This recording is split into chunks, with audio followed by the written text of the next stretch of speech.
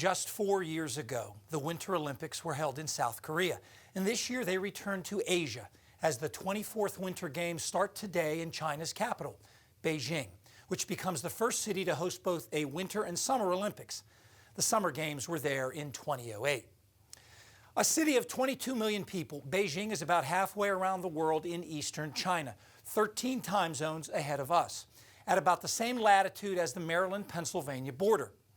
The alpine skiing events, as well as bobsled and luge, will take place in Yanqing, about 50 miles northwest of Beijing, while most of the other snow sports, including cross-country skiing and ski jumping, will be held about 85 miles from Beijing in Zhangjiakou.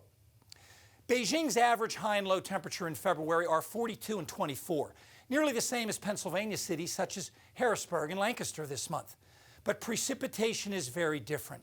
Harrisburg averages about 2.5 inches of liquid in February and 9 inches of snow. But in Beijing, it's only 0.2 of an inch of liquid, and it doesn't snow there very often in any month. Even the mountainous areas that will host most of the outdoor snow events average just a couple inches of snow a year. The bone-dry winters, courtesy of the typical pattern this time of year of cold, high pressure with sinking air over Central Asia, frequently producing northwesterly winds into Beijing off of the arid continent. As a result, for the first time, all the snow for the events that require it at these Winter Games will be man-made, up from about 90% artificial 4 years ago in Pyeongchang and 80% man-made 8 years ago in Sochi. The snowmaking for the Beijing Games didn't start until mid-November, when it finally got cold enough, all handled by the Italian-based snowmaking company Techno Alpine.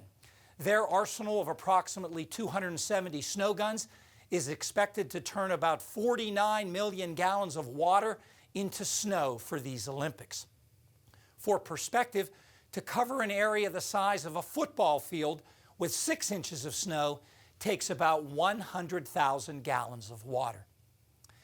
By the way, the first Winter Olympics to use any man-made snow were the 1980 Games in Lake Placid, New York. That time, the problem was just an unusually dry winter. Stay tuned. Our extended forecast is next.